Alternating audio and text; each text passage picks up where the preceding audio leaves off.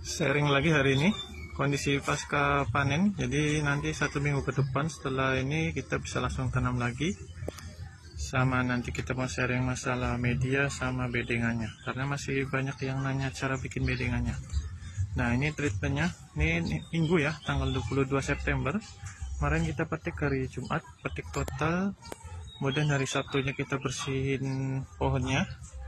Terus hari Minggunya ini kita mau perlakuan khusus supaya 1 minggu ke depan bisa langsung kita tanam melon lagi. Nah, jadi treatmentnya supaya ini bisa langsung kita tanam lagi. Nah, sebelumnya kita perlihatkan dulu nih untuk bedengannya nih. Kemarin ada yang masih bertanya masalah ini plastiknya bagaimana kok bisa rapi seperti ini ya kelihatannya ya. Jadi di bawahnya tuh saya alasin pakai plastik HDPE ya. Bisa dilihat, atau bisa juga pakai plastik UV sebenarnya tuh. Cuman lebih ekonomis harganya plastik HDPE ini. Nah, posisinya seperti ini, kita lipat bagian kanan kiri, kemudian tinggal gelar mulsa atasnya seperti yang di ini sampingnya nih. Gelar mulsa udah selesai. Nah, untuk treatmentnya setelah kita bersihkan pohonnya, kita cabut akarnya. Nah, ini yang terlihat di atas media itu adalah akar ya, akar atau plus batang bawahnya lah. Dari melonnya kita cabutin sambil kita jemur medianya biar agak kering, dan akar-akar sisanya itu mengering juga, akar-akar halusnya seperti ini ya, biar mati sempurna total. Kemudian untuk medianya nih bisa dilihat sendiri ya, ini sangat poros karena hanya menggunakan sekam bakar sama kohe kambing ya. Bisa juga pakai tambahan sekam lapuk seperti ini. Nah, terus setelah ini treatmentnya adalah kita untuk menjaga patogen, jamur dan bakteri, kita kocorkan pakai hidrogen peroksida H2O2 yang kadar 50%. Untuk dosisnya yang 500 ml seperti ini kita pakai di air 200 liter. Nanti saya masukkan di tandon itu, tandon biru ini ya, 200 liter kita masukkan, tinggal kita alirkan ke sini atau mau dikocor manual pun boleh. Jadi tujuannya H2O2 ini untuk sterilisasi media dari sisa-sisa akar ini yang bisa jadi dia membawa bakteri, penyakit, virus ataupun jamur yang lainnya. Jadi misalkan kemarin ada busuk akar atau fusarium, bisa kita netralkan dengan ini.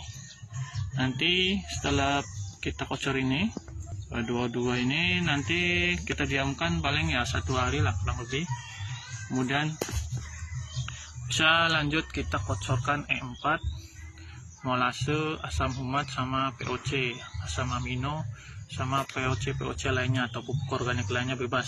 Kalau yang penting ada molase ya sebagai makanan dari bakterinya, starternya pakai E4, kemudian asam humat pembenda media supaya lebih subur lagi, kembali fit subur bisa langsung siap tanam, sama POC. Kalau saya biasanya saya kasih air jakaba sama POC dari kohe kambing, biasanya rendaman fermentasi air kohe kambing seperti itu.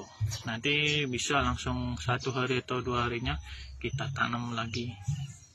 Jadi sebenarnya prosesnya 3 hari pun bisa. Kalau saya rencananya nanti 3 hari langsung semai benih di sini. Kalau mau pindah tanam bibit ya seminggu juga nggak masalah. Tapi kalau mau semai benih langsung pun bisa. Karena saya yang kemarin pun langsung semai benih di sini. Meminimalisir stres setelah pindah tanam. Kalau kita tanamnya itu dalam bentuk bibit ya. Kalau kita dari benih sudah kita tancap sini, dia minim stres, minim layu, karena ini posisinya di atas. Jadi gini, kalau misalkan kita pindah tanam dalam bentuk bibit seperti biasa, kita semai di potray atau di tempat yang lain, kemudian 1 minggu setelah semai kita pindah bibit di sini, ini kan hulsa, posisi kita di atas, panasnya full, akhirnya di dalam media ini tuh keluarlah suhu atau hawa panasnya melalui lubang-lubang yang ada di sini. Contohnya di lubang lubang tanam seperti ini. Akhirnya bibit yang masih muda itu yang baru kita pindah tanam, dia biasanya akan busuk batangnya. Dia layu karena kena hawa panas, karena belum masih stres baru pindah tanam, belum adaptasi sempurna. Tapi kalau dari benih langsung di sini 100% kemarin nggak ada yang layu karena suhu panas dari sini, karena memang dari kecilnya dia udah di sini, langsung adaptasi akar di sini.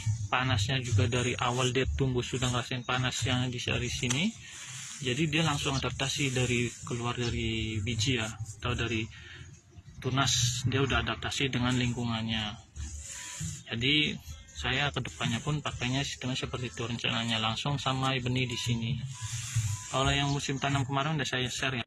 Jadi untuk menyuburkan langkah selanjutnya setelah H22 kita kocorkan pakai E4 molase sama asam umat sama asam amino, dan ditambahkan POC lainnya sesuka selera aja.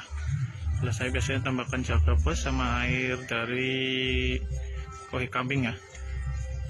Dari situ nanti bisa pindah tanam lagi setelah 2-3 harian. Jadi totalan kurang lebih 1 minggu lah.